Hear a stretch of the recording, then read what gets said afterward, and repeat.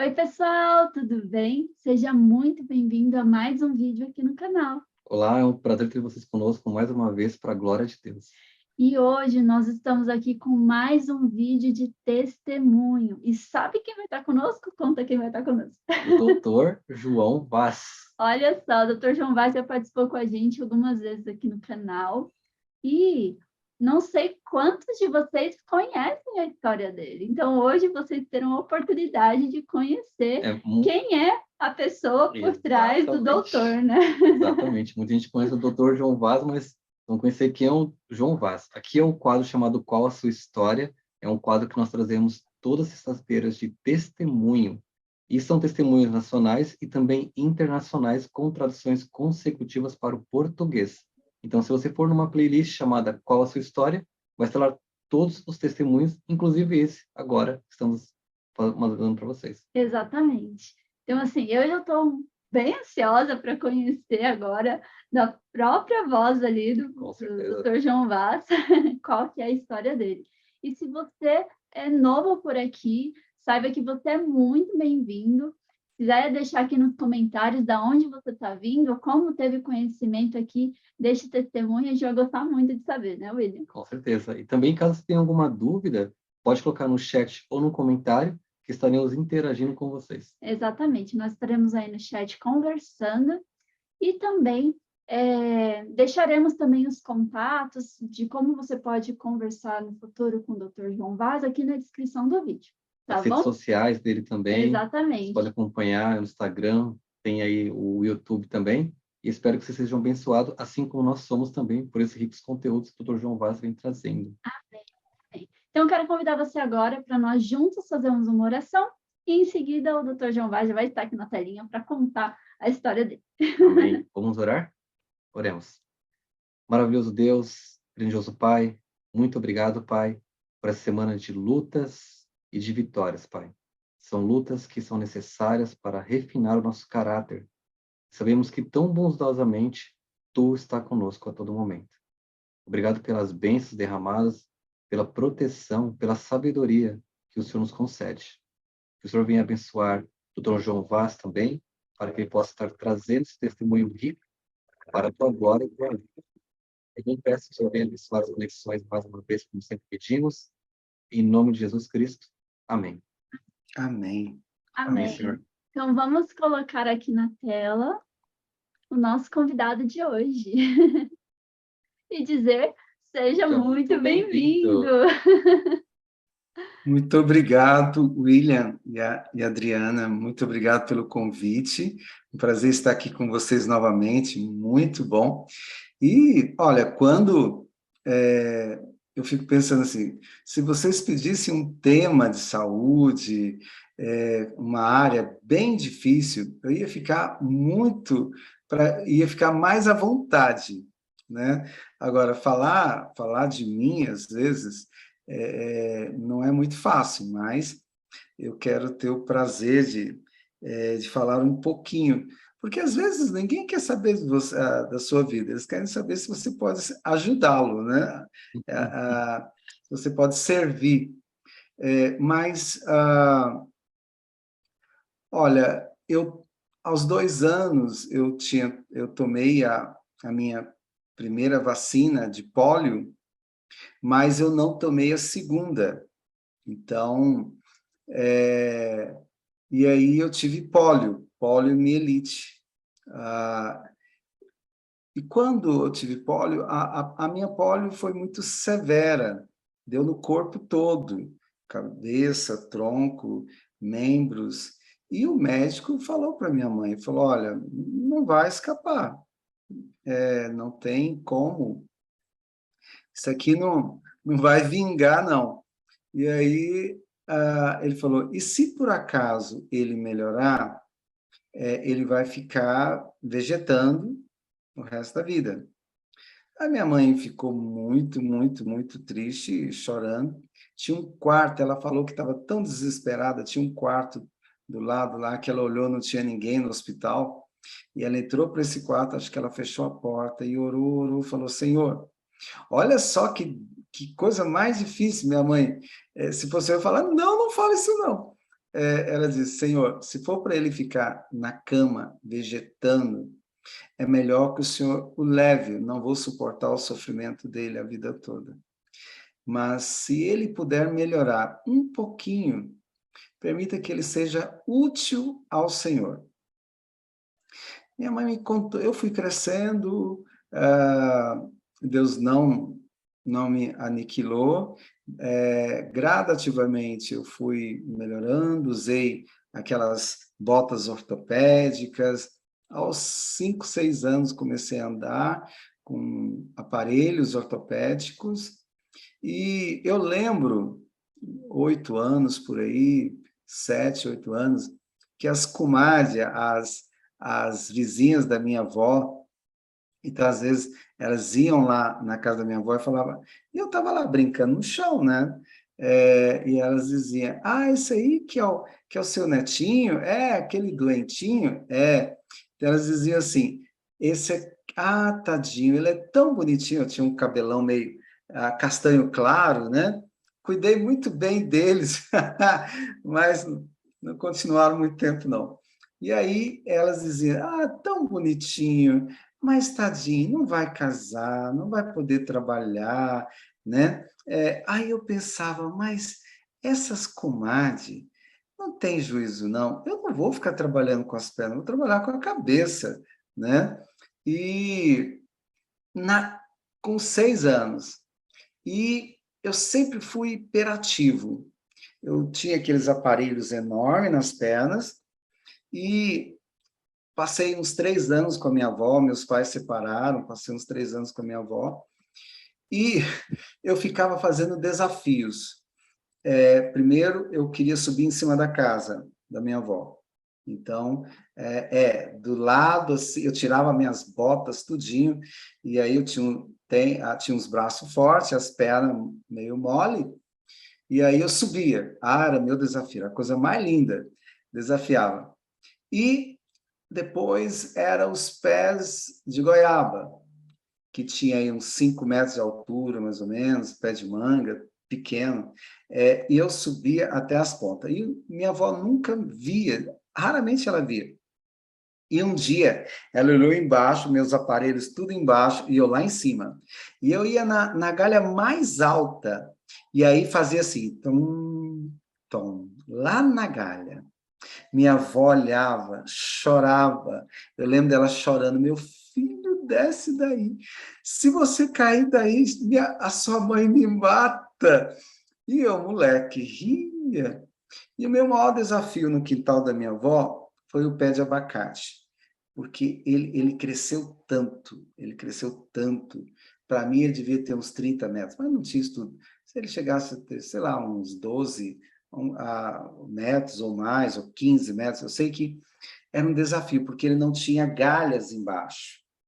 Então, eu tive que planejar. Isso aos 7 anos, 6, 7 anos, usando aquelas cinta grande com os aparelhos dos dois lados, né? E aí, esse foi o meu maior desafio, porque de lá dava para ver a cidade toda, era uma cidade pequena, interior de Goiás, lá em Umas. E olha, quando eu ralava todo o peito, mas eu queria subir, e eu consegui subir. Subi lá na pontinha, aquele vento gostoso, eu pude ver a cidade lá de cima, tudo era muito alto, muito alto. E subi umas 2 vezes, eu subi. Esse era meu desafio. O segundo desafio eu não sabia nadar. Então, no interior de Goiás, tem o hábito de engolir peixinhos vivos, lambaris, para você aprender a nadar. Então, meu irmão era muito cuidadoso comigo, meu irmão Haroldo, a gente ia para o riacho, e aí tinha, o nome do riacho era Corgão, tinha a parte funda lá, que só os meninos mais velhos brincavam, e eu, né, ninguém dava muita moral, ficava só na parte rasinha. E aí, eu ia pegar lambarizinho, tinha que engolir os lambarizinhos vivo. Então, Engoli 10, 20, 30, 40, 50. E engolia. Toda vez que ia para lá, engolia. Eu pensava, gente... Aí um dia eu perguntei a um rapaz que ele sabia nadar. Aí eu falei, escuta, quantos lambaris você engoliu? Ele falou, eu acho que eu engoli uns 20. Eu já tinha engolido quase 100 lambari. Eu engolia sempre, cada vez que eu ia lá, engolia um punhado de lambari. Tudo vivinho.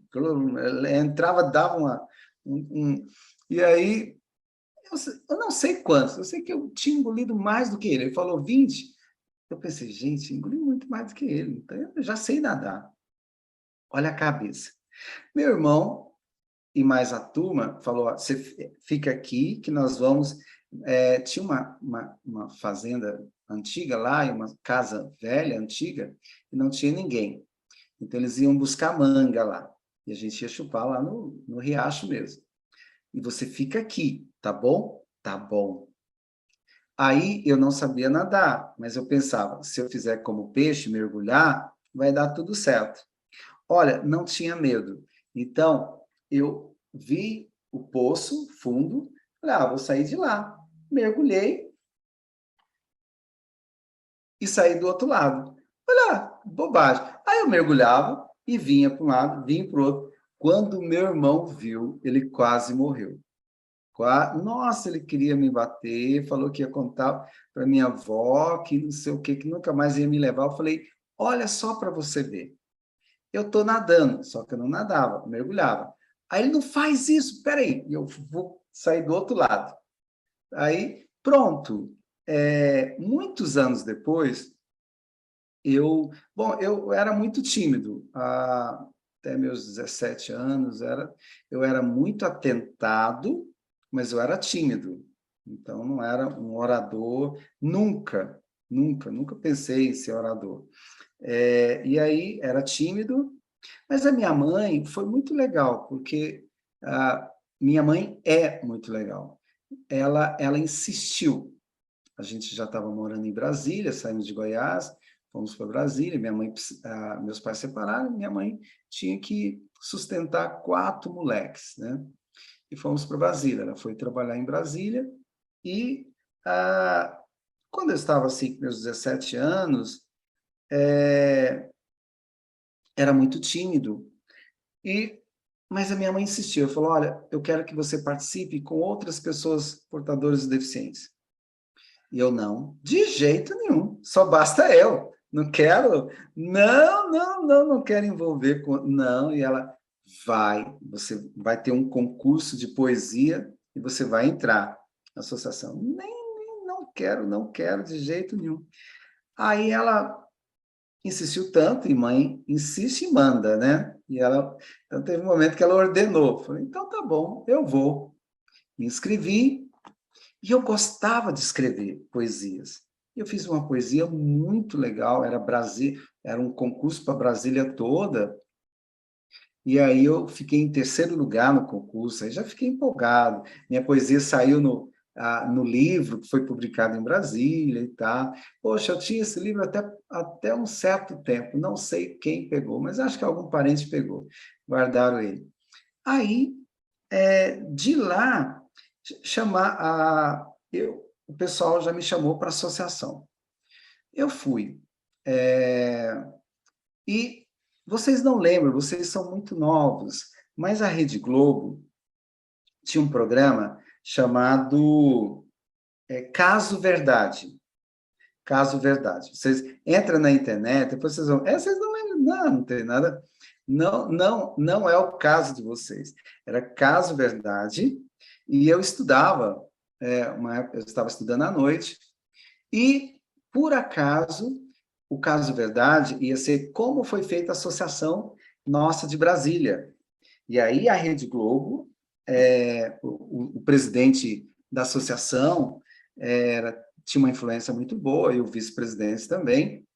E aí a Rede Globo aceitou o desafio, porque ela tinha feito vários casos verdades pelo Brasil afora, como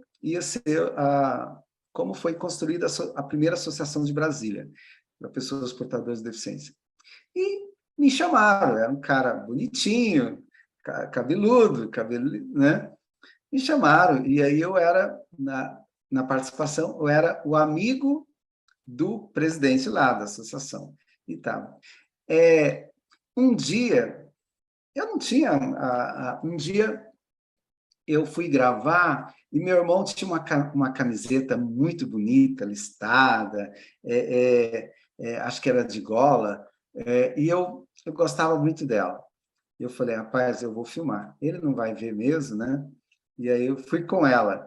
E o figurinista viu, assim, ele sempre trocava a nossa roupa. Sempre punha uma outra roupa para a gente. Mas quando ele viu essa camiseta, ele falou, não, legal, vai dar certinho. E eu fiz e justamente nesse dia, o diretor, Daniel Pai, tem o Daniel Pai, da Globo, e Daniel Filho. Esse era o Daniel Pai, que acho que ele deve estar vivo até hoje. Daniel Filho está vivo até hoje. Aí ele fechou a cena em cima de mim. Falou, olha, fecha nesse rostinho aí. Fechou. Foi mostrando, foi mostrando. A paz do céu, meu irmão assistiu e viu a camiseta. Mas ele não ficou bravo, eu pensei que ele ia ficar bravo. Ele não ficou bravo, depois ficou rindo, né? Falou, minha camiseta, pelo menos minha camiseta ficou famosa. Mas assim, na escola, aí eu virei o cara, né? A diretora foi lá na minha sala, fez aquele discurso, né? Aí eu me senti todo. E eu comecei a participar de basquetebol em cadeira de rodas. Então, a gente treinava, o pessoal de Brasília, que vai assistir, treinava lá na universidade, acho que é no CEUB, uma universidade muito boa, tinha trampolim, tinha uma quadra muito boa para a gente jogar basquete. E eu pensava que a parte a bola, a rede nossa era mais baixa. E não era. E quando eu vi, eu falei, que droga, como é que eu vou conseguir acertar essa cesta? Tinha um segredo. As cadeiras eram especiais, as rodas meio que bamba, e não tinha encosto. As cadeiras são muito rápidas, elas não têm encosto aqui atrás, né? É só um pouquinho assim para firmar, mas não tem para você deitar. Se você deitar, você cai. E aí, o segredo era fortalecer a musculatura. E aí a gente jogava com a Medicine Ball, 3 quilos a bola. Mas tinha uns amigos nossos, eu era franzino, né? E aí tinha uns amigos nossos que já jogavam há uns 100 anos, né? Os caras tinham um braço desse tamanho, e meu nome é João Vaz da Silva Júnior, então eles me chamavam de Juninho, eu era um frangote, né? E estava começando. Eles pegavam aquela bola, eles só jogavam assim, para mim, né? Mas era uma força tão grande, era como uma bola de canhão. Batia no meu peito e eu virava. Eu caí tanto, tomava as boladas no queixo. Se você tomar uma bola de basquetebol no queixo, a outra é menos mal. Mas se você pega... O cara tem uma força, eles têm uma força extraordinária. Então, eu apanhava tanto, que eu falei, Senhor, eu não vou apanhar mais não aguento mais não, eu vou para a natação. Aí fui para a natação, graças a Deus. O primeiro dia, depois que eu fui para a natação, eu era muito tímido. O Dr. João Vaz, me fala uma coisa, aproveitando que você está falando isso. Você comentou que quando você era criança, você tinha tipo umas próteses na perna. Mas você chegava a usar no seu dia a dia também cadeira de rodas ou foi só para... Não, é chamado tutor longo. Eu tinha as pernas e ele firma as pernas, mas eu não cheguei a usar cadeira de rodas, não precisava. Eu só joguei com eles na cadeira de rodas. Entendi. Isso me ajudou a tirar a timidez. Então, eu ando para tudo quanto é lado, faço caminhada hoje, mas eu uso uma bengala. O nome da a minha bengala tem um nome, é Amélia, né? A mulher de verdade. Acho que não é do tempo de vocês, mas era por causa da música do Roberto Carlos, e na época. Mas aí fui para a natação. Na natação, o que mais me deixava mais triste é que eu tinha que usar sunga. Pensa, rapaz, minhas pernas finas. Eu falei, eu não vou conseguir. No basquete, eu não aguento mais apanhar. Então, vou para a natação. Aí eu fui com calção até o joelho.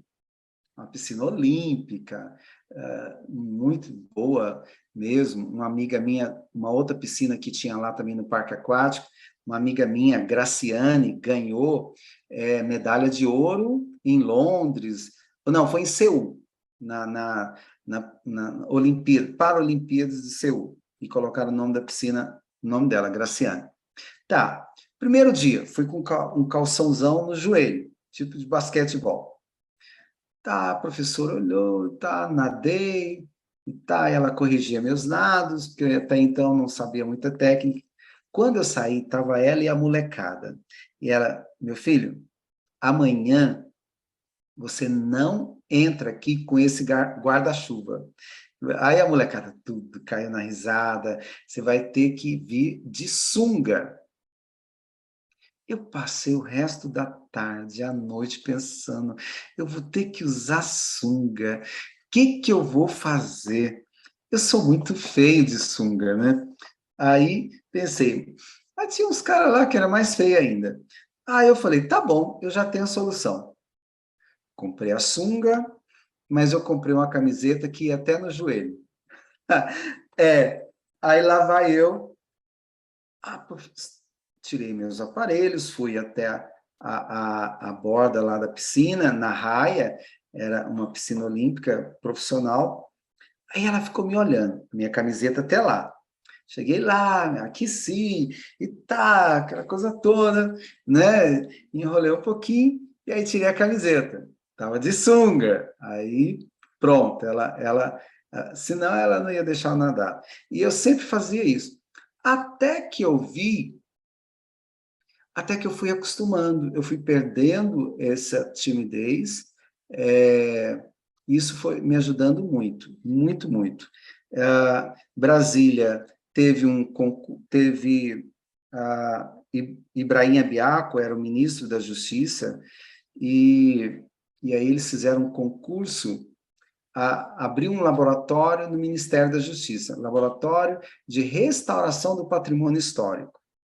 E aí eu fui fazer o concurso também, isso abriu vagas para portadores de deficiência. Eu fui fazer concurso, tinha gente do Brasil afora. Fiz, eu acho que eu estava com 17 para 18 anos. Fiz e passei no concurso. Fui avaliado e reavaliado e passei no Ministério da Justiça. Era a restauração do patrimônio histórico bibliográfico. Eu sempre amei esse negócio de química, de fórmulas e de inventar coisas. Sempre, sempre, sempre. E comecei a desenvolver técnicas de restauração do patrimônio histórico. Porque, na época, o melhor restaurador do patrimônio histórico do Brasil era o Edson Mota Júnior. Ele era tão bom que ele estava no Vaticano. E aí o pessoal fala, ele é muito bom, é muito bom. E eu pegava aqueles documentos de 1800, por exemplo, depois da Segunda Guerra Mundial, o Brasil trouxe quase toda a coleção de Goethe. Goethe era um dos maiores poetas alemães.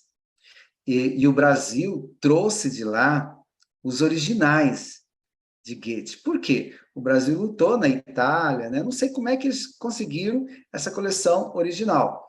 Tanto é que lá no Ministério da Justiça tem os incunábulos. Só a título de curiosidade, incunábulos são livros feitos de papel de pano de trapo. Então, na Idade Média, as pessoas saíam... lembra que o pessoal ia pedindo garrafa, comprava ferro velho, e eles saíam coletando panos de trapos rasgados, velhos. Então, aquilo lá deixava de molho na soda, depois era macerado e virava uma papa, e ali virava os melhores papéis que existem.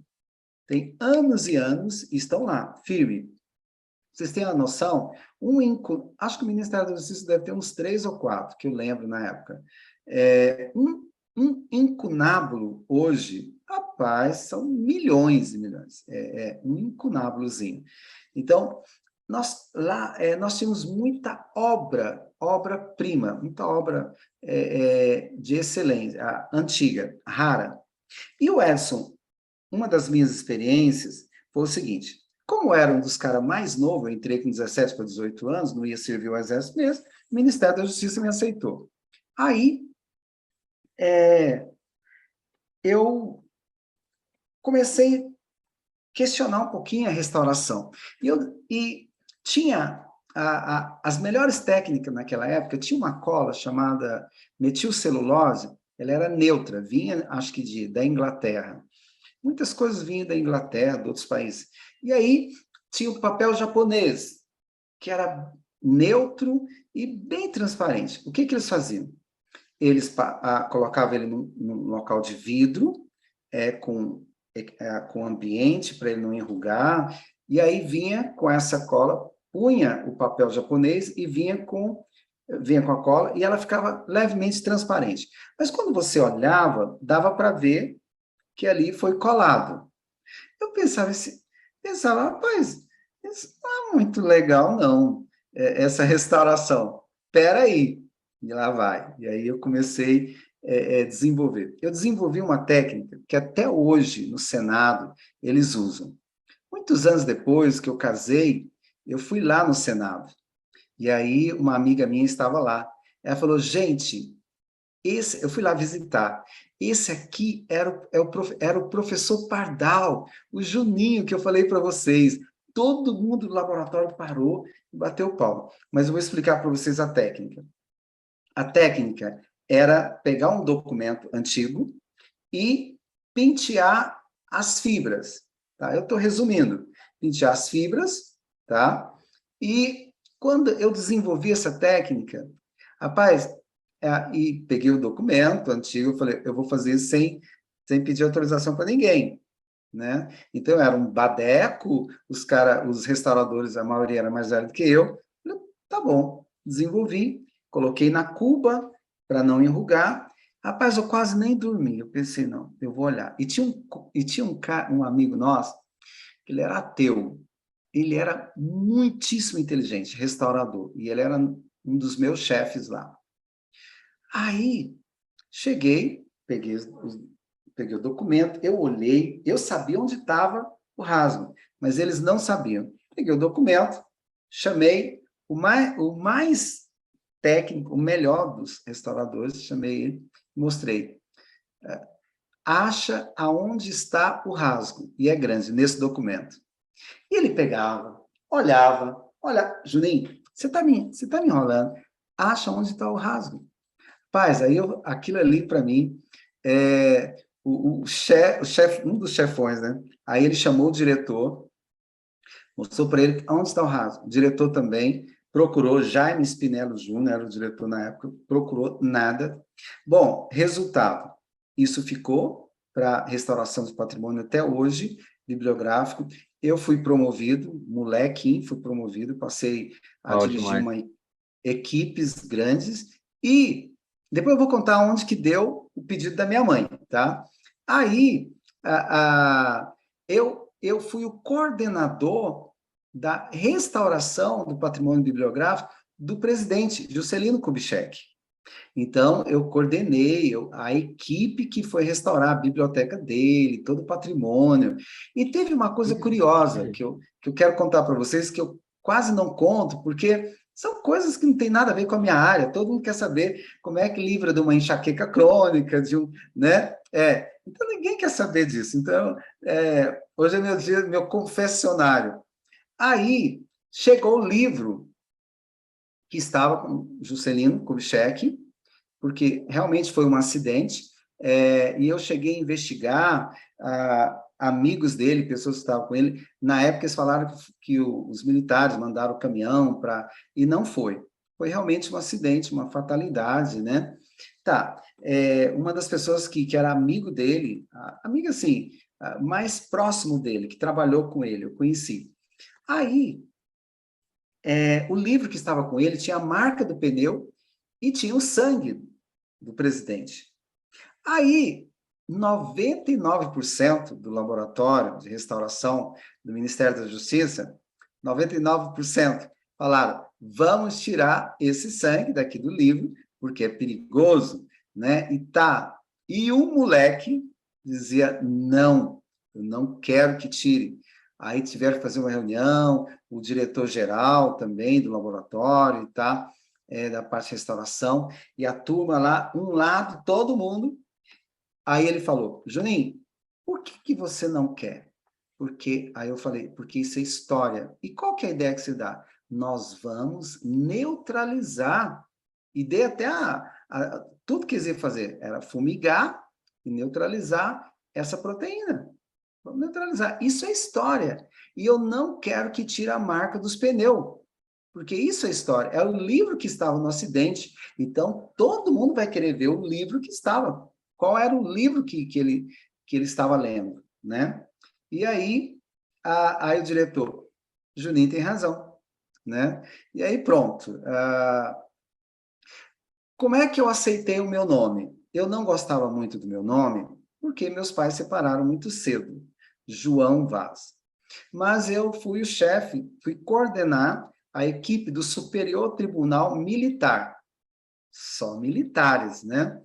E uma das melhores coisas de ir para lá, às vezes à tarde, eu quase não ia, mas uma das melhores coisas quando eu ia é que era o mesmo lanche para os ministros, era para a nossa equipe. Então, nossa equipe era muito bem tratada. Então, tinha ministro que tinha documentos muito antigos, que ia lá conversar comigo, né? Porque eu era o chefe, tá, da minha equipe, né? E aí, um dia veio um ministro militar, né? Nem lembro o nome dele, mas um caboclo muito poderoso na época, que era a época dos militares. Ainda peguei o João Figueiredo, né? E aí, ele perguntou meu nome. E eu, Júnior, eu ainda falei Júnior Vaz, inverti meu nome. Ele olhou para mim, aí ele se trancou, porque ele estava se abrindo todo, né? Estava rindo e tal. Isso não é nome. Como é seu nome? Aí eu engoli seco, falei, João Vaz da Silva Júnior.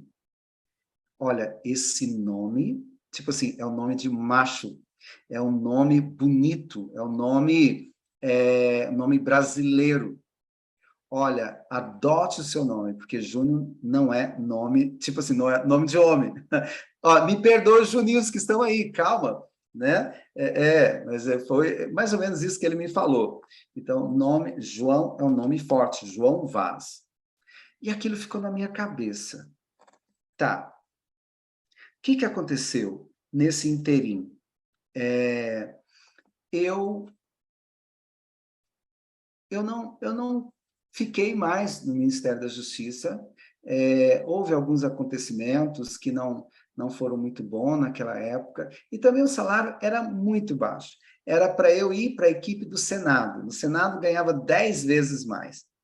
Mas alguém não me quis, eu digo assim, ou me passaram a perna, não sei. Eu sei que eu criei muitos equipamentozinhos, o diretor falava para mim, olha, eu desenvolva esses equipamentos. Eu desenvolvi vários equipamentozinhos, sempre técnicas desenvolvia. Ele falava, faz que eu vendo para os restauradores do Brasil. Um lugar que tinha um restaurante, vários lugares tinham. Faz que eu vendo. Mas eu nunca fui de vender, eu não tenho esse tino para venda, né? Aí eu nem me interessei. Tá bom, terminei que aconteceu algo chato, justamente com esse diretor, que era uma pessoa que a gente gostava muito, e política sempre tem essas coisas, e como era da chefia também, então terminou saindo saiu ele, mais algumas outras pessoas, e assim por diante. Tá. Eu fiquei muito triste, não sabia por que eu terminei saindo, que eu era tão criativo lá. Tá.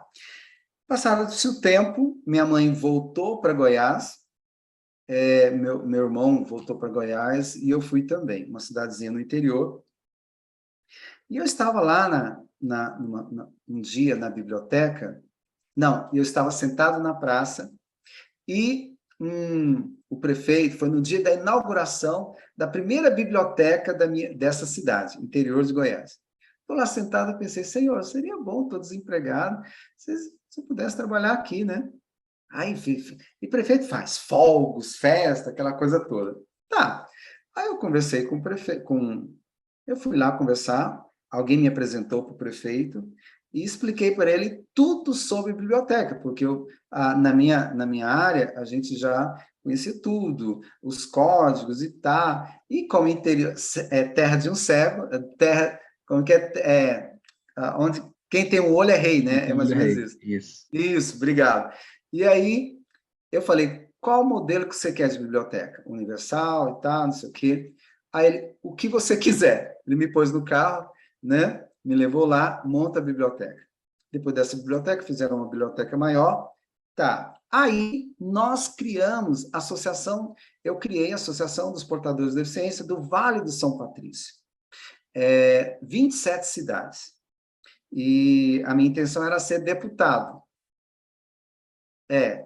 Olha, Aí... doutor João Vaz, a gente está, desculpa interromper, mas ouvindo a sua história aqui, a gente está impressionado com quantas coisas que você já passou mesmo, viu? Porque o pessoal conhece o João Vaz realmente de um lado, né? Agora esse lado aqui está sendo revelado, viu? Aí nós criamos o Centro de Reabilitação para Crianças Portadores de Deficiência Física, Auditiva e Visual. Eu trouxe a primeira biblioteca Braille lá para a cidade. Quando eu trouxe, aí eles já não gostaram muito, os políticos. Só que eu fiz uma coisa muito legal. Quando eu criei o Centro de Reabilitação, eu coloquei as pessoas mais influentes da cidade. A promotora, o pessoal representante da maçonaria, da Igreja Católica, mesmo eu sendo adventista, eu falei, eu vou colocar fiscais para que eles vejam. Eu não quero uma entidadezinha que fique desprezada, porque vai precisar de ajuda, né? E aí, a sociedade toda, mobilizei todo mundo. E, então, assim, a minha sede tinha tudo que o gabinete de um prefeito tinha. Tudo, os melhores móveis, eu ganhava tudo. Telefone, tudo, tudo, tudo. E aí, quando eu resolvi eu trouxe a biblioteca, um dos políticos veio falar, olha, não mexe com isso não, você vai começar a trazer deficiente para a cidade, isso não é legal. Essa é a ideia. Falei, rapaz, tô nem aí, eu vou trazer. E eu era funcionário público, né? Tava nem aí. E aí eu trouxe uma professora, criei o primeiro curso de alfabetização para cegos. Então, eu fui visitar, tinha crianças, jovens, adultos, cegos, e aí trouxe o Braille. Então, os melhores alunos, eu dava um relógio daquele que falava as horas, cantava, de hora em hora, era um barulho de um galo cantando e falava as horas, né? Nossa, isso foi bem legal. E fez maior sucesso. Eu acredito que até hoje tem. E criamos, tipo, uma pestalozzi, só que eu não queria nome de nenhuma entidade. Foi daí que eu comecei a gostar de tratamentos naturais. Por quê? Um dia, eu fui visitar uma senhora, e ela, mãe de uma criança, ela não é autista,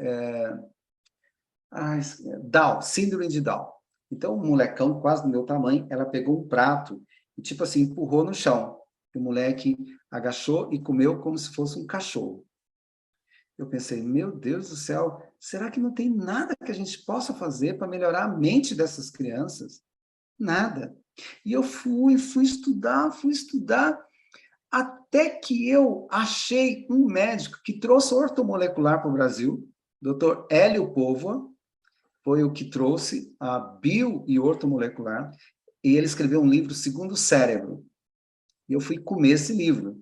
E dizia que nós tínhamos uma reserva de neurônios e tal, e que os alimentos inflamatórios pioravam, não sei o quê. Aí eu liguei para a promotora, eu falei, olha, eu vou fazer uma reunião com as mães, e eu já vou dizer o seguinte, porque elas vão te procurar, elas vão falar mal de mim. E eu aposentei, na época, saiu uma lei, foi logo quando saiu a lei, a LOAS, que tem até hoje, a LOAS, e eu comi aquela lei, eu absorvi a lei. Então, não tinha nem fiscais que sabiam, assim, tão quanto eu. Então, ninguém me impedia de eu aposentar. Ó, aposentei várias pessoas, centenas, mas nunca tive coragem. Se alguém me desse R$ 1, eu não queria. Mas assim, galinha, verduras, eles traziam da roça, me davam de presente, isso eu aceitava. Nossa, eu tinha muita galinha, Rod, aquelas galinhonas pareciam um peru. Isso aí eu ganhei demais. Mas não fazia por troca, porque eles me davam de agradecimento, né? Porque no interior tem um negócio assim, tem a pessoa que intermedia, ele ganha o primeiro mês de aposentadoria, ele ganha, isso é desonesto, né? Então, assim, nunca, tanto é que o INSS mandou uma agente lá para andar comigo e para ver se realmente eu era uma pessoa honesta ou não. Tá. Aí, eu falei para a promotora, eu falei, olha, eu vou fazer uma reunião com as mães e vou dizer para elas que elas estão proibidas de dar açúcar para essas crianças. Açúcar, toda essa linha, esses corantes, conservantes e tal. E elas vão reclamar para você. E eu vou dizer para elas o seguinte, que se elas derem pelo menos balinha para elas, eu vou tirar a aposentadoria deles. Interior, isso aí é um negócio de louco. Eu fiz essa reunião, falei isso. Falei, olha, vocês podem procurar promotor, vocês ficam à vontade, tá? Mas se eu descobrir, eu não quero mais, porque tinha filho de fazendeiro, né, com a paralisia cerebral e outras paralisias, que levava aqueles lanches chique, né? Tinha de tudo. E aí e lá nós já tínhamos o lanche. E eu falei, não, não quero. Se eu descobrir que vocês estão dando pelo menos balinha para essas crianças, nós vamos tirar a aposentadoria. Tá bom? Bom, eu blefei, eu não teria coragem de fazer isso. Mas saí sério, fui embora. E eu trabalhava em 2 empregos. Eu trabalhava lá no estado, desculpa, eu trabalhava na prefeitura e trabalhava no estado, em Goiás. Então, no dia da reunião, 3 meses depois, eu estava no estado, em Goiás. Eu fui um dos coordenadores de um projeto lá, Pedro Ludovico. Tá, Pedro Ludovico foi o primeiro governador de Goiás. E eu participava desse projeto de restauração.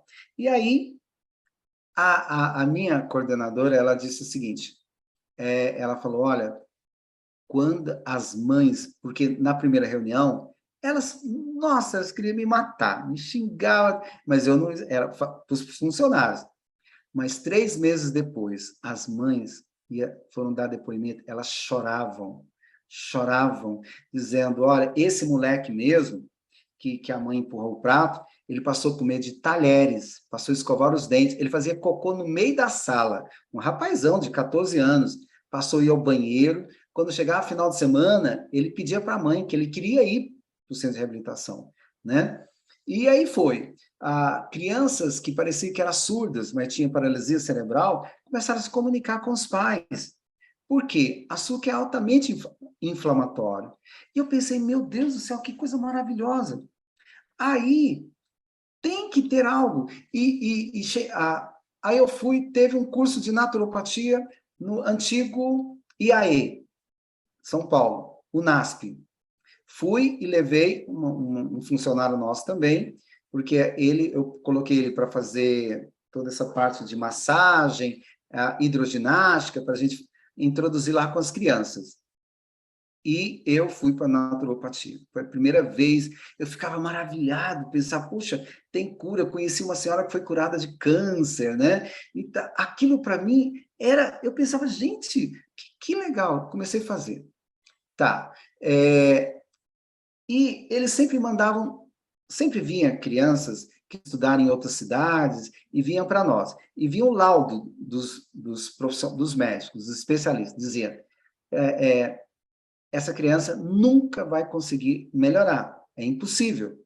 E a coordenadora vinha me falava, esquece, vamos fazer a nossa parte.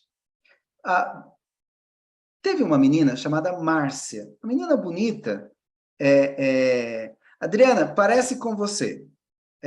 Lembrei, a Márcia, uma menina bonita. E inteligente, ela não conseguia aprender a ler. Então, ela trouxe de uma dessas instituições que nunca ela iria conseguir ler. Ela não tinha capacidade cognitiva para isso. A coordenadora veio me falar, eu falei, esquece. Nós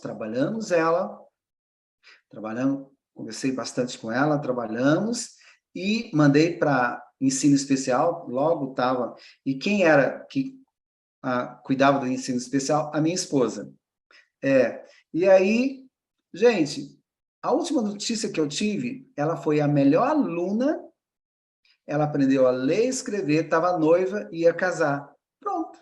Olha, saiu daquela redoma, sabe? Então, Sensacional. assim, dói meu coração porque você ganha um carimbo de que é impossível. Impossível. Um dia Tá. Depois aí eu fui fazer um curso de naturopatia pelo Instituto Sul-Americano, pelo Ensina, lá de Curitiba. Mas isso foi feito em Caldas Novas, na minha cidade. Aí fui para lá, fui fazer, é um curso bem puxado e tal, fui fazer. E o coordenador é um químico, doutor Lellington Lobo. Lellington Lobo é autor de ótimos livros de naturopatia, Lellington Lobo, e é adventista, tá? Um químico, não é muito famoso, mas o Lellington Lobo é um ótimo profissional. Não sei se ele faleceu, mas não sei, eu não tenho mais notícia dele, mas até agora me deu saudade dele, uma pessoa muito, muito inteligente. Tá, eu fui um dos melhores alunos de naturopatia, e aí me chamaram para administrar uma clínica de tratamentos naturais, lá em Caldas Novas. Eu falei, vou não, vou não. Aí fui triste, porque a gente tinha terminado de construir uma casa, levamos quase 4 anos para fazer a nossa primeira casa e tal. Aí me chamaram, eu falei, tá, eu vou conversar com a minha esposa. Minha esposa já estava orando para sair da minha cidade, porque ela não era da minha cidade. Nós casamos e fomos para a nossa cidade. Estava orando, Senhor, chama ele lá para Caldas Novas. Chama ele, eu, Senhor, não quero ir para Caldas não, né? Mas acho que a oração da mulher é mais forte. Aí eu cheguei em casa, triste, assim, amor, eu tenho um negócio para te contar, não sei se... Aí ela, opa, peraí, será que já é a resposta da minha oração? E a gente tinha feito uma casa boa, né? Aí eu falei, pois é, eu recebi um convite e tá, eu não sei, o que você acha? Ela, não aceita, tipo, não, aceita, né? Você não pode dizer não, aceita sim a resposta de Deus. E ela tinha passado no concurso do Estado em 3º lugar como professora, né? E é o sonho do pessoal ir para o Estado e tal. Tá bom, então vou aceitar, vou ficar só um ano lá. Fiquei 3 meses, não gostei, aí saí, um amigo meu, o doutor João Pena, só como terapeuta, falou, rapaz, você não quer atender lá no meu consultório? Atende de manhã. Olha, fui, né? Eu sempre fui meio atirado, fui, e eu passei até 2, 3 meses sem ter um paciente. Gente, um paciente. E a minha esposa também, ela fugiu do estado, porque eles não quiseram dar transferência, ela abandonou e foi para lá. Ela ganhava bem no estado, passou a ganhar um salário só. E nós alugamos a nossa casa. Um dia eu acordei, à tarde, eu atendia de manhã, não atendia ninguém, às vezes um paciente só. Aí, à tarde, eu estava dormindo à tarde e eu tinha que buscar a minha esposa. Tinha um carrinho e ela estava dando aula. Eu fiquei numa vergonha, eu pensei, gente, minha esposa está dando aula lá, se matando, e eu estou dormindo aqui à tarde. Me deu uma depressão tão grande. E o Senhor, o que que eu vou fazer? Eu não tenho pacientes. E aí orei, ajoelhei no pé da cama e falei, Senhor, olha, de hoje em diante, assim, eu devolvia 2% de pacto, né? De hoje em diante, eu quero devolver o dízimo, mas eu quero devolver 10% de pacto, tá? Acho que foi por aí mesmo.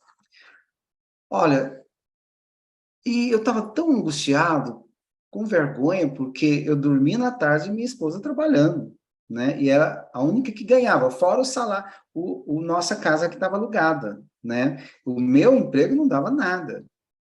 Aí eu ouvi meu anjo dizer, né? Acalmai-vos e sabei que eu sou Deus. Aquilo me deu uma paz.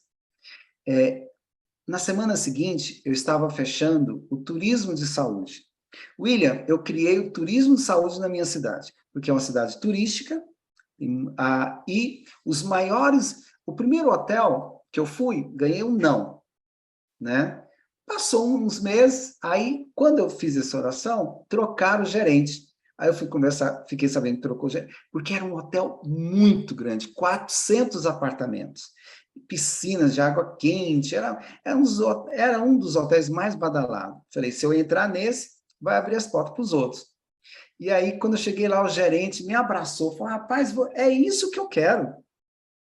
E nós criamos o turismo de saúde, Olha e só, pioneiro em comecei... vários pontos aí, ó. Incrível. O hotel fazia propaganda, falava que o João Vaz estaria lá, que ia dar dicas de saúde para a terceira idade.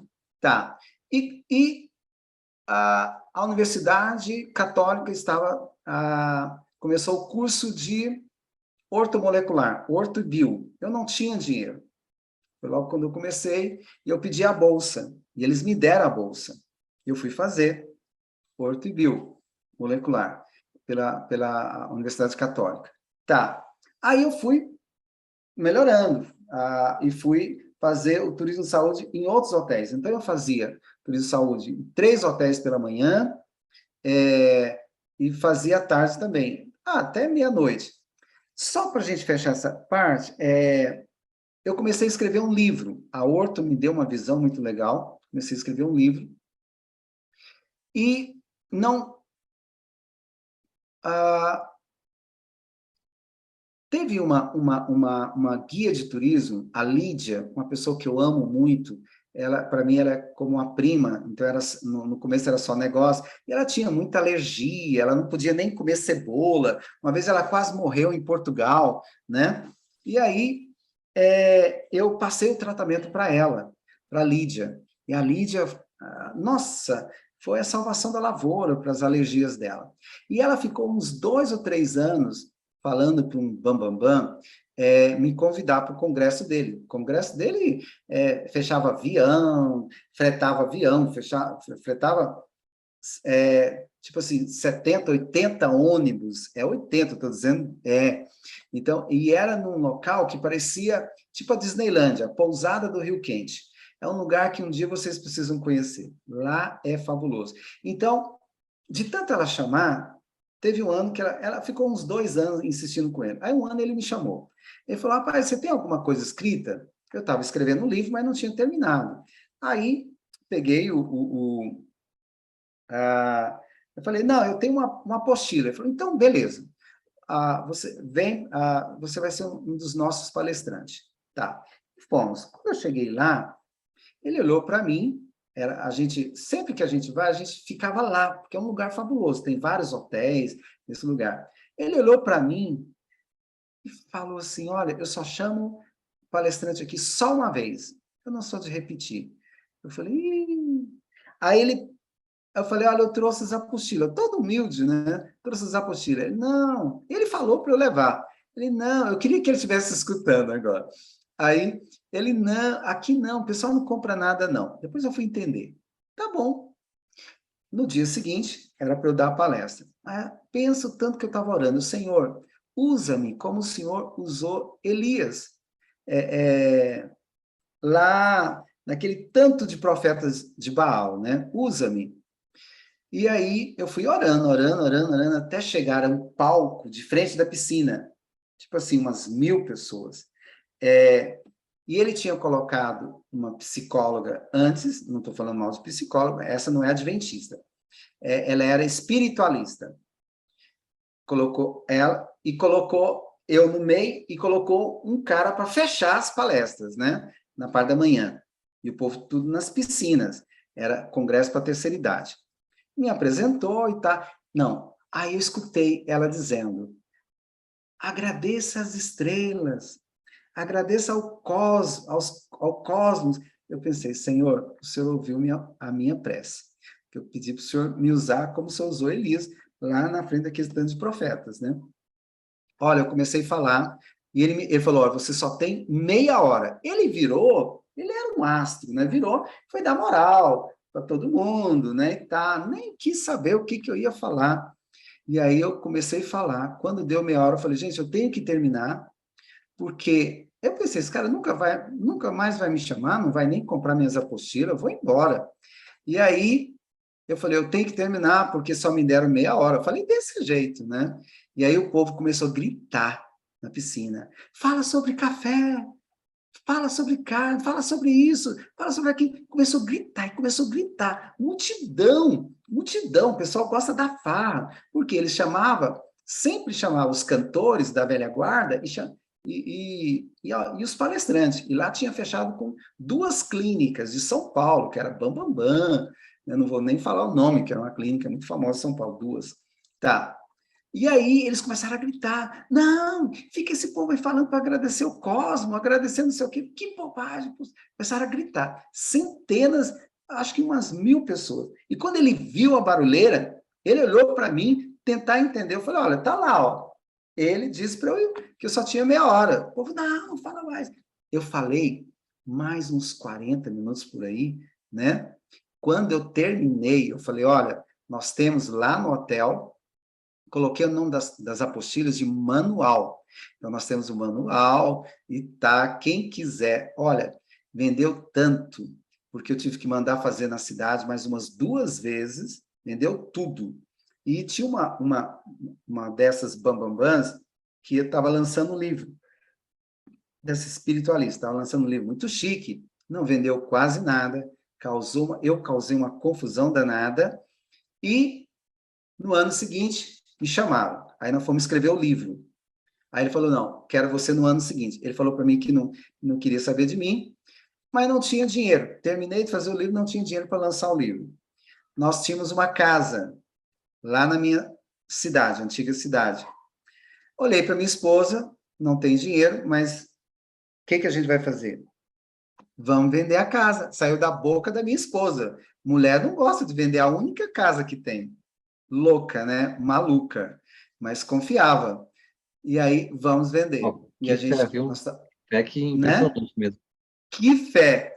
Aí, loucura. Nós fizemos coisas que na família ninguém teria coragem.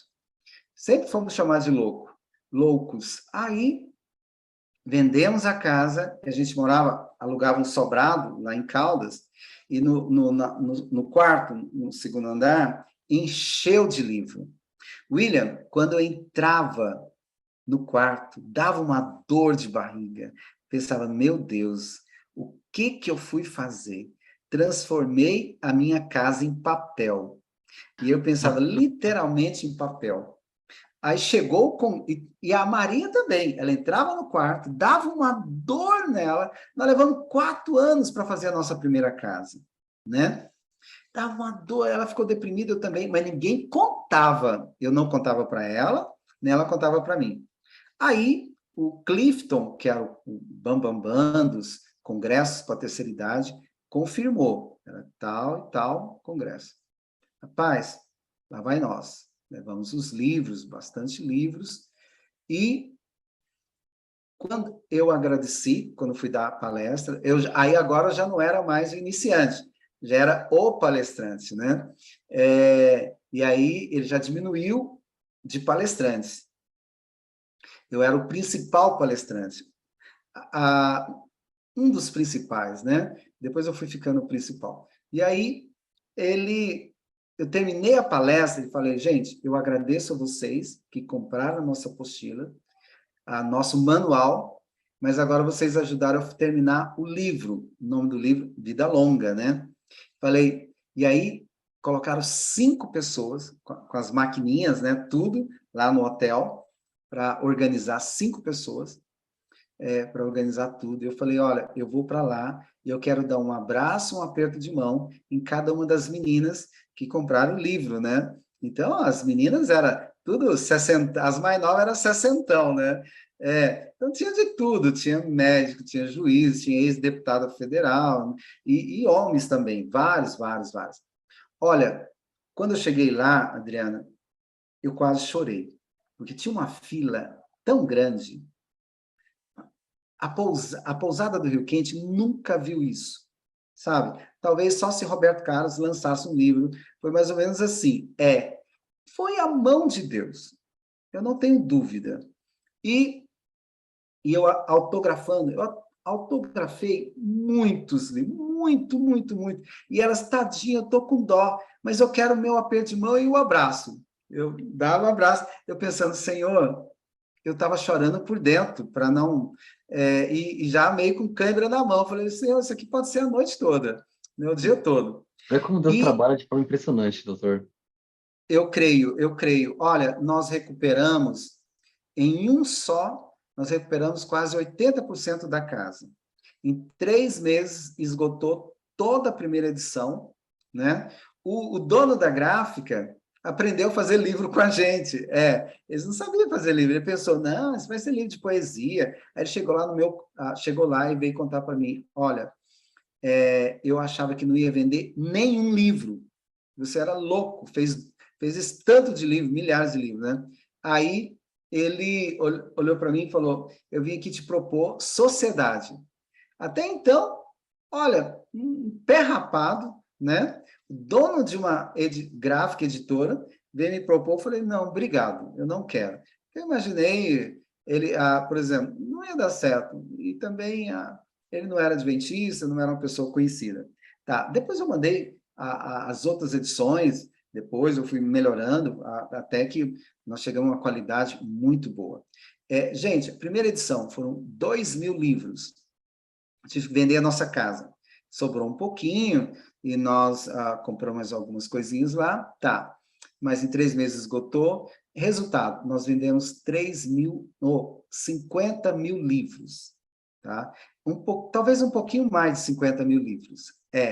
Aí, eu precisava Louvado seja Deus. de ir para eu fiz esses cursos técnicos, né? Me aceitaram na universidade, mas ainda não era um curso reconhecido. Eu falei, eu tenho que fazer um curso que vai me dar base para não ter esse problema, né?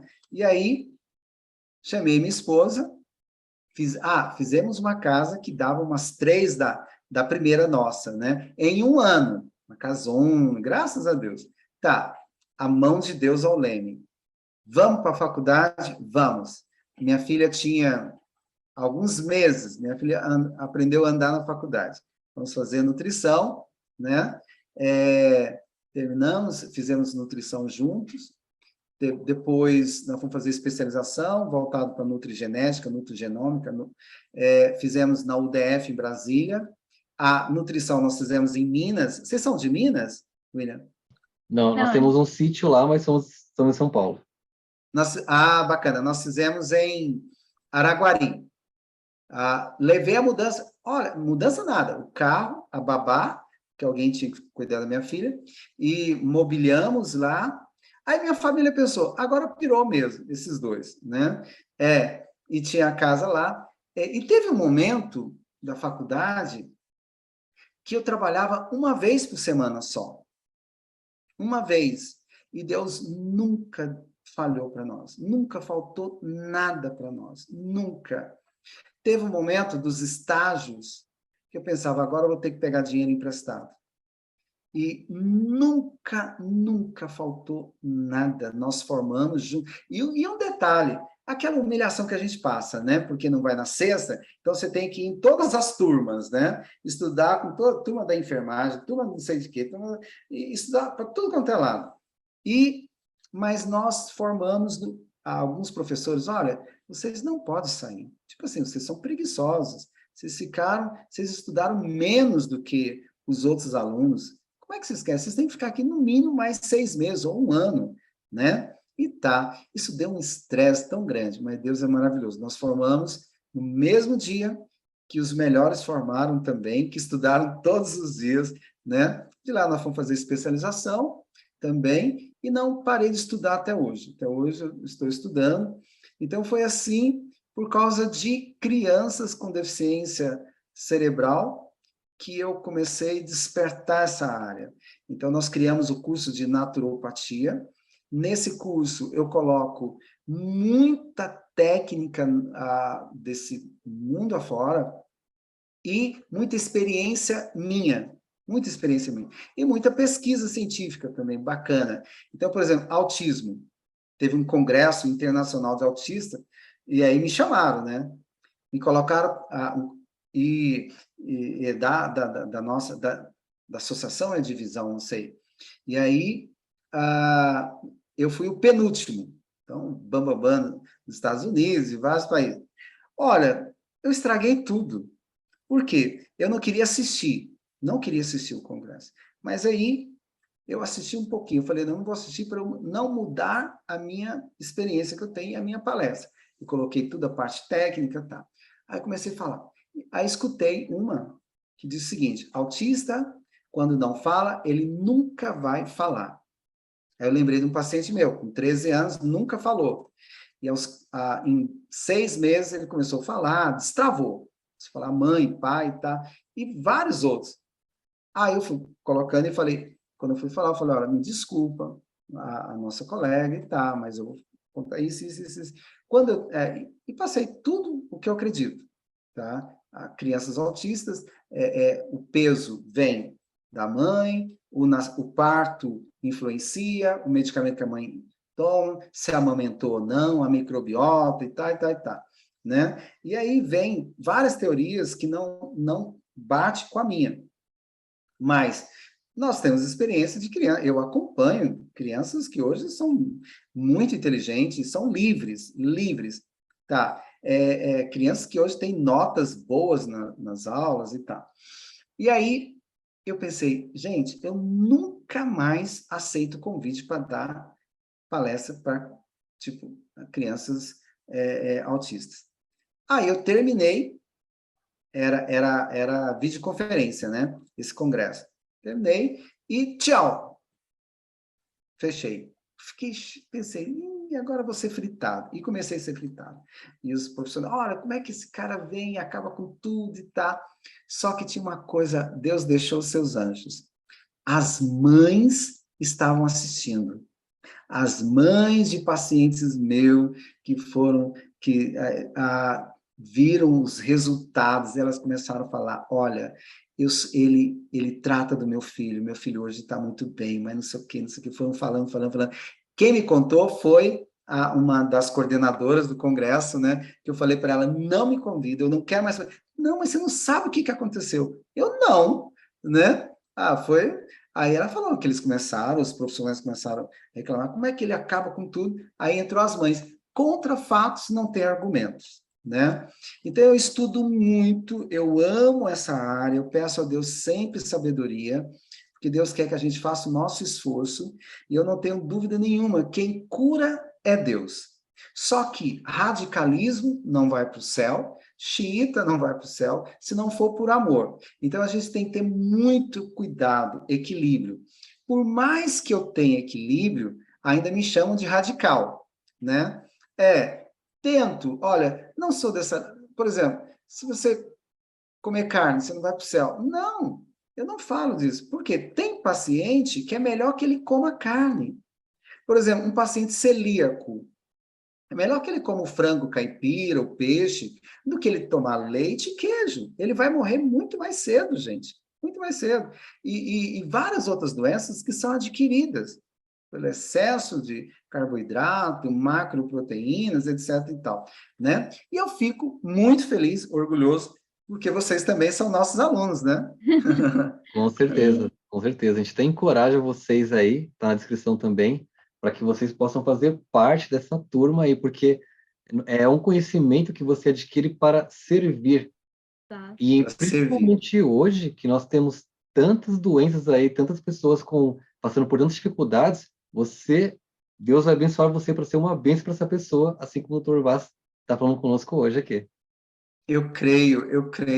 Não tenho dúvida. Olha, não caberia... Quando João fala que os milagres de Jesus não caberiam nos livros, eu fico pensando, nesse pouco tempo que eu tenho de experiência, não dava, ficaria muito chato contar tantas e tantas e tantas que já passamos e que já esqueci também. Mas a naturopatia, tratamentos naturais, é algo assim fabuloso. Eu fui fazer estava conversando com um médico, fui fazer uma consulta, porque ele faz uma análise muito legal do seu DNA, para uns fatores aí que estão acontecendo ultimamente. Então, aí, a minha mãe tem artrite, né, reumatoide, então ele pede os exames, então eu tenho o DNA da minha mãe, então isso já me ajuda eu não ter que ficar tomando alguns remédios por aí, né, você sabe quais. Então, tá. E aí eu estava conversando, e foi uma conversa tão gostosa que ele começou aí quando eu falei o meu nome, tá, ele falou, não, teve um casal que me procurou, que você indicou, e eu queria muito conversar com você. E aí ele começou a fazer consulta comigo, mudou, né? Comecei a falar sobre... ele falou um probleminha lá que ele tem, né, sobre saúde e tal. Quando a minha esposa viu, a gente já estava conversando de outras coisas. Mas o que eu quero dizer é o seguinte, eu expliquei para ele. Na medicina convencional, a medicina é belíssima, gente, é belíssima. Eu amo a medicina. Então, eu tenho vários amigos médicos, eu tenho vários alunos médicos, eu amo. O problema é que existem profissionais que se deixam trabalhar na mão de Deus e profissionais que não se deixam. Essa é a diferença. Então, assim, e tem os protocolos. A naturopatia, ela pode participar de todos os protocolos, o antes da cirurgia, após a cirurgia, né? Se preparar para perder peso, fazer bariátrica, isso tudo a naturopatia entra, a gente orienta quais são os alimentos que ele deve usar antes da cirurgia, para não provocar vasodilatação, para melhorar a cicatrização, para recuperação. Só que tem uma vantagem muito maior, muito grande na naturopatia, não menosprezando, é que quando acaba o protocolo da medicina convencional, a naturopatia ainda continua. Então, por exemplo, paciente com câncer terminal, não tem mais o que fazer, só dá o tapinha e pronto, acabou. Então, aí a naturopatia continua. Nós já ajudamos a converter oncologistas que não acreditavam e que viram seus pacientes sendo curados, né, a cura de Deus, e eles pediram o próprio paciente, por favor, me dá esse protocolo, me dá esse tratamento.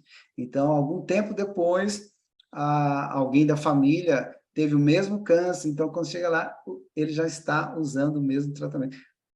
Alguns por esse Brasil afora. Eu só tenho que agradecer a Deus, né? De Deus. Por isso, um dia é que caiu a ficha, William. Deus me escolheu não para ser um restaurador do patrimônio histórico, nada de ficar inventando essas coisas, nada. Deus me escolheu para ir para a área de saúde. Ele escutou. Isso eu fui perceber há pouco tempo.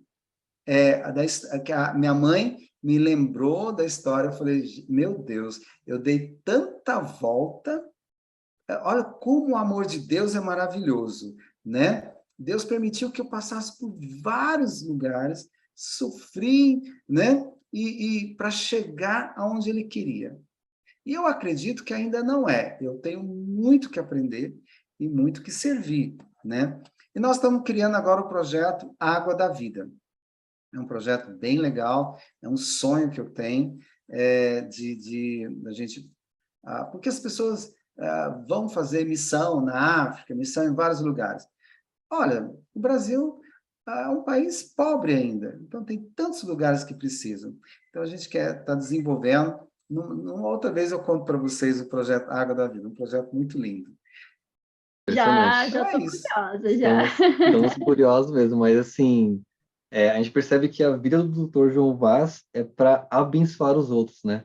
E quando você Exato. abençoa o próximo, você é o que mais é abençoado, É né? Isso mesmo, isso mesmo.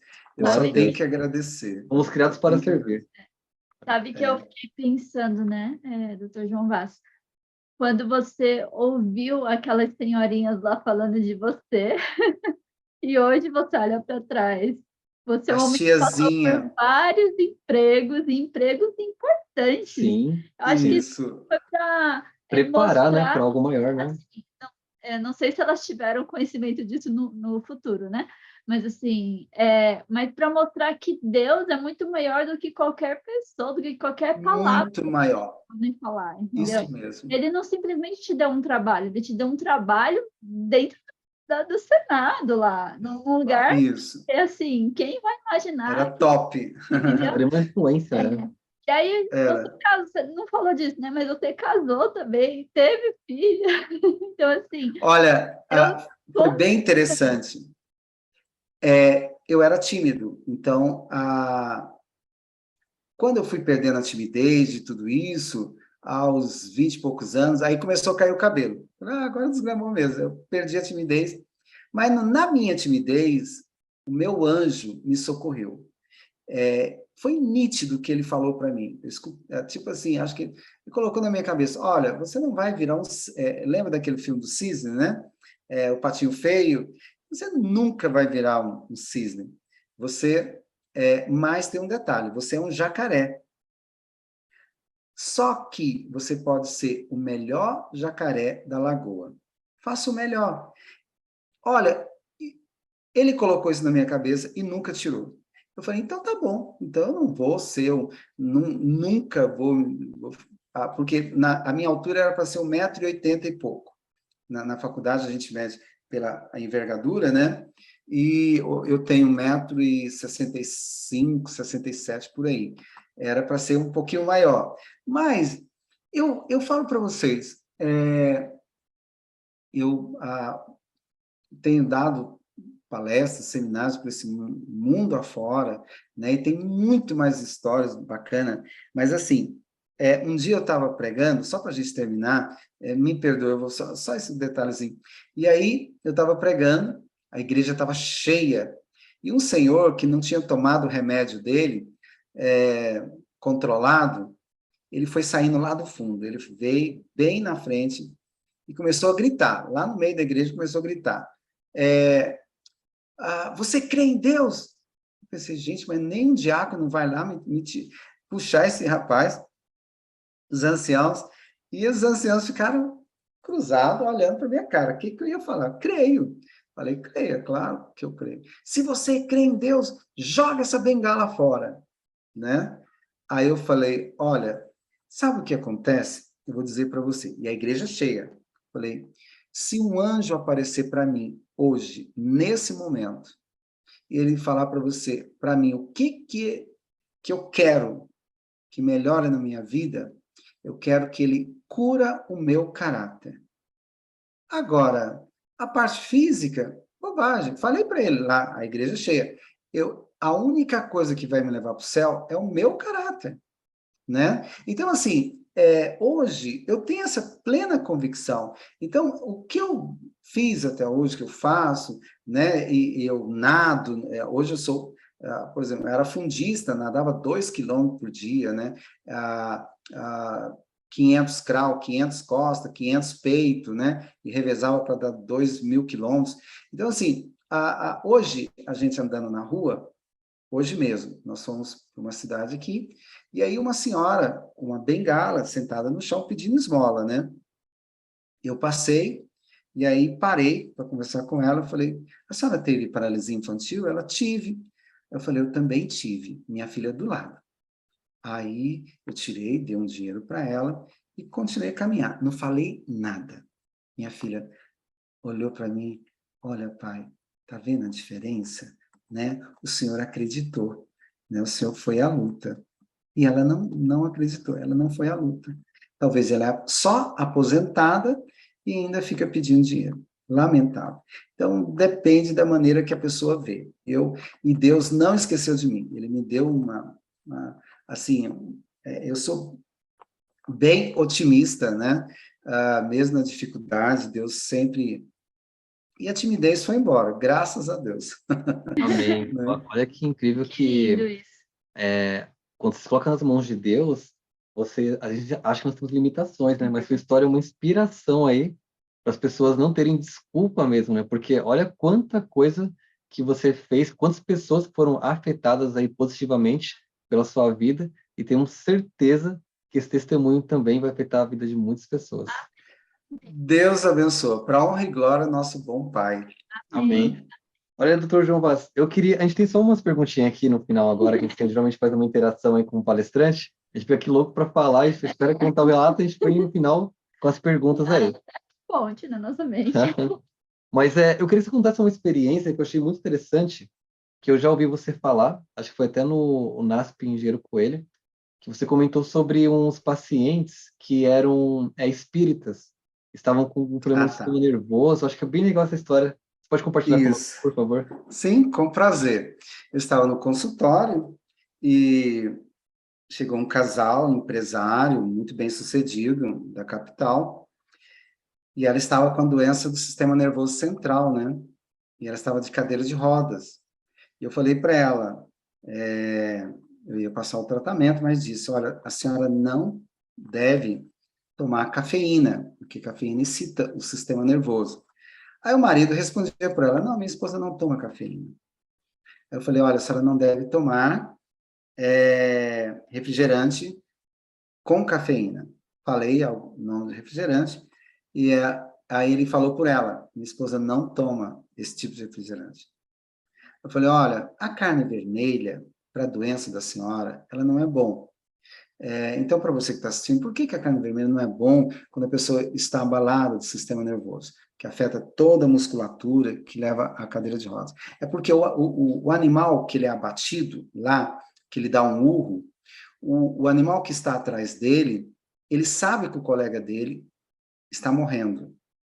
E ele fica tão tenso que ele tenta sair, mas ele está no corredor estreito, ele fica desesperado, ele chora, o primeiro olho dele estatala e chora. Se você puder tirar uma foto, se você pudesse ver a tristeza que é, sabe?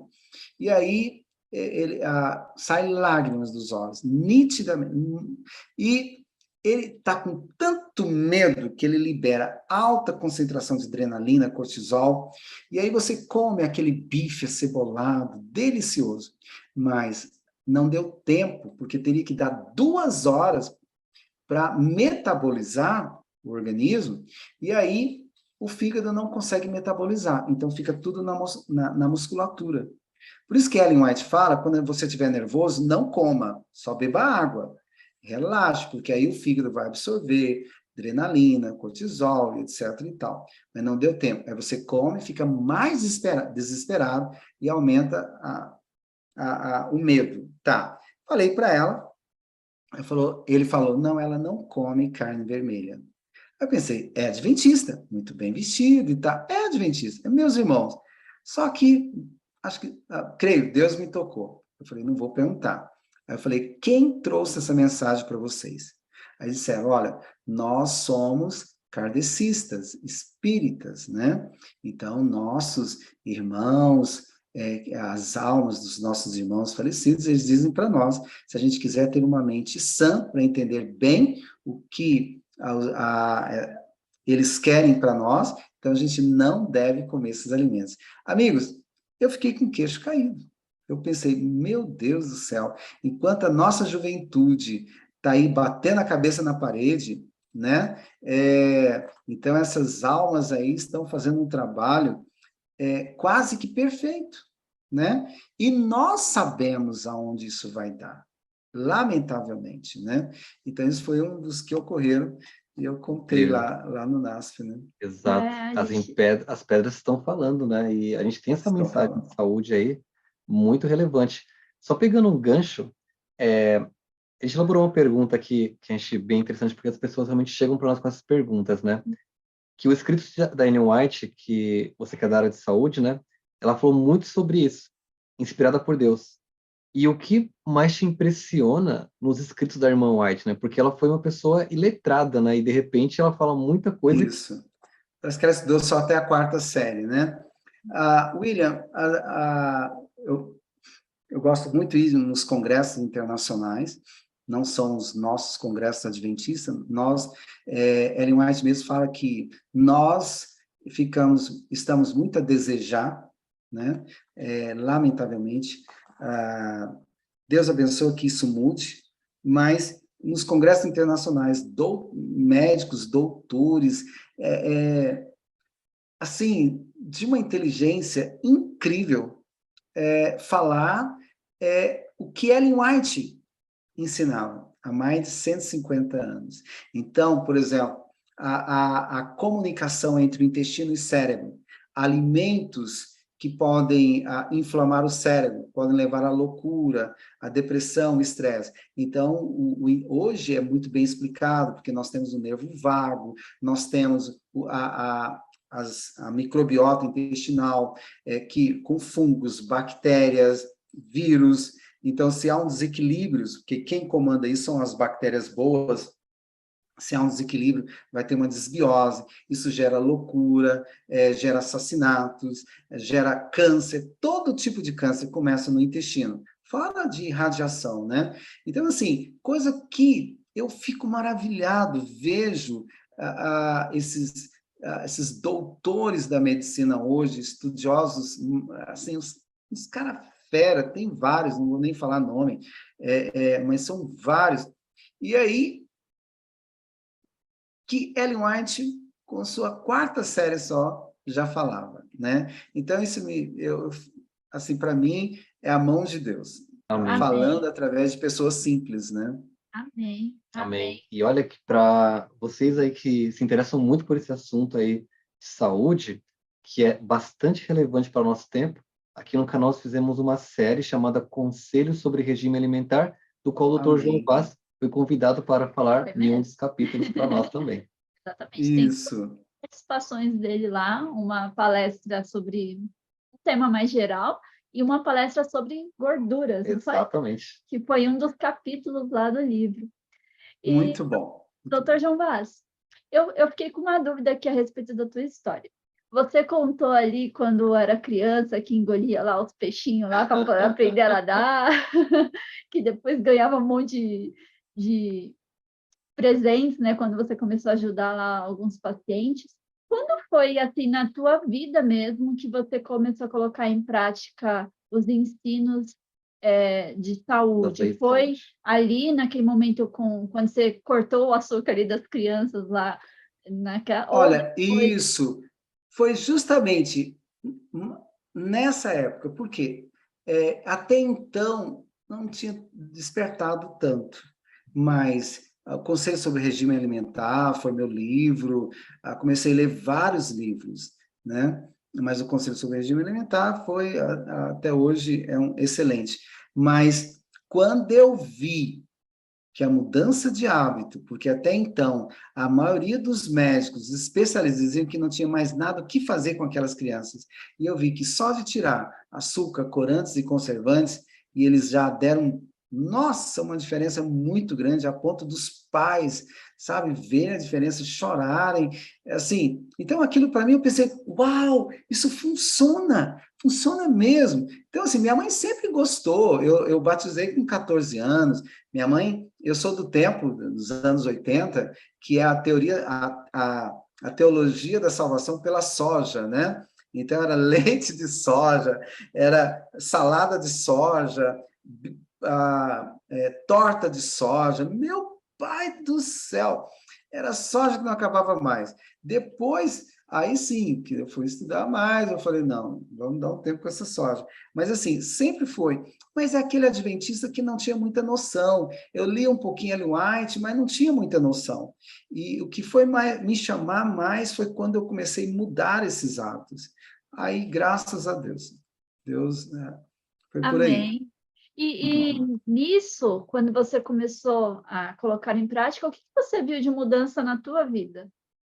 Isso! Olha, aos 17 anos, 18 anos, eu parei de comer carne vermelha. E parei de comer frango. Parei de comer tudo. Depois eu voltei a comer o peixe. Só que eu comia muito açúcar, comia muito carboidrato, não tinha sabe, aquele vegetariano, porque acha que é vegetariano, mas não precisa mudar mais nada. Então, o excesso, eu fui descobrindo, né, Depois que o excesso de carboidrato, ele, além de ser inflamatório, ele vira gordura. Descobri que arroz vira gordura, glicogênio. Então, fui descobrindo algumas outras coisas. A minha esposa, a gente não sabia, ela era celíaca. Ela sofria demais com enxaqueca crônicas. Então, na especialização, nós vamos descobrir que ela era celíaca. Então, tudo isso gradativamente, lendo os livros de Ellen White, lendo as novas pesquisas, assistindo os congressos, foi tudo encaixando. Perfeito. Então, eu não tenho dúvida nenhuma que Deus lembrou de nós, deixou tudo pronto, sabe? Ellen White, assim, ela, eu não tenho dúvida, ela é uma luz que Deus deixou para nos ajudar, né? Em várias áreas, mas para mim, principalmente na área de saúde, né? Amém.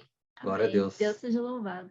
A gente queria só encerrar com uma última pergunta aqui, que seria, por que a mensagem de saúde é importante para o nosso tempo? Isso, muito lindo isso. Olha, William, Ellen White fala que vai chegar um momento que nem os nossos pastores vão poder pregar. Sabe, quem vai terminar a obra é aquele que se interessou em aprender a mensagem de saúde, a praticar. Então, eu fiquei tão feliz quando eu li isso, Ellen White, fiquei tão feliz, por quê? Eu sei que a gente está no caminho certo, sabe? Hoje a gente tem indo quase para 3 mil alunos, e tem vários pastores, esposas de pastores. Eu fico tão feliz quando eu vejo uma esposa de pastor, porque quem manda é a esposa do pastor, né? Quem vai fazer a comida é ela. Se só o pastor faz, ele está em desvantagem. E ela não quer saber da mensagem, mas se é ela, pronto, acabou. Então, tem várias esposas de pastores fazendo. Isso me deixa, eu penso, meu Deus, estamos no caminho certo, né? E eu não tenho dúvida, a mensagem de saúde, ela está do lado da terceira a mensagem angélica. Agora, eu quero deixar bem claro, o papel da mensagem de saúde é o papel de João Batista, o mesmo papel de João Batista. Não é a mensagem. Você entende? Ele é o canal para levar a mensagem. Então, ele não é o máximo. Se a gente se achar que nós somos o máximo, é furada. Nós somos o canal para levar a mensagem. Porque a mensagem angélica é pregar o evangelho a todo mundo. Então, Deus escolheu esse canal, que é a mensagem de saúde. Assim como Deus escolheu João. Então, eu não sou nem um pouquinho pretensioso, William. Não sou orgulhoso, porque eu sei que Deus, olha o privilégio que eu tenho, Deus nos usa, né, para levar avante a mensagem de saúde. Amém. Uau, amém. Pessoal, vocês que querem ter esse conhecimento prático mesmo, né, esse conhecimento rico, né, que você, às vezes a gente entende como funciona o computador, como funciona a mecânica do nosso carro, mas não entende como funciona o nosso corpo. E esse conhecimento, ele é muito, muito relevante. Então, a gente encoraja vocês realmente a vocês colocarem em prática, aderindo ao curso do Dr. João Vaz, que é um curso Obrigado. muito, muito, muito bom, excelente, uma recomendação aqui nossa, e eu tenho certeza que vocês vão gostar. Está na descrição Exato. do canal e no comentário fixado também. Vamos deixar também todos os demais contatos nas redes sociais, enfim, Sim. tudo para você acompanhar o Dr. João Obrigado. Vaz mais de pertinho. Exatamente. Isso, obrigado. Amém, glória a Deus. Você queria falar mais alguma coisa, Dr. João Vaz? Desculpa. Não, só quero agradecer, muito obrigado pelo privilégio, poder contar a minha vida. Essas fofocas a gente não tem o privilégio assim, de contar para os outros, ninguém quer saber. E eu fiquei feliz de ser chamado para contar. Privilégio nosso, com certeza. Nosso. O Dr. João Vaz tem uma agenda bem apurada, a gente está tentando marcar já faz um tempo testemunho, então aproveite aí, porque foi realmente bênção aqui para Deus, viu? Amém. Você faz uma Obrigado. oração para a gente encerrar esse momento? Faço sim, muito obrigado. Oremos. Graças damos, querido Deus, por vosso santo e maravilhoso amor. Obrigado pelo privilégio, Senhor, de poder lembrarmos de coisas que já passamos, o Senhor ter nos usado, ter nos guardado, ter nos livrado do mal. e o Senhor está nos usando como instrumentos do vosso santo e maravilhoso amor. Continue abençoando William, Adriana, como instrumentos do seu santo e maravilhoso amor. E, Pai, eles também vão ser naturopatas. Abençoe o ministério deles, abençoe o trabalho deles, por onde quer que eles forem. Usa-os para a honra e glória do vosso santo nome, Pai.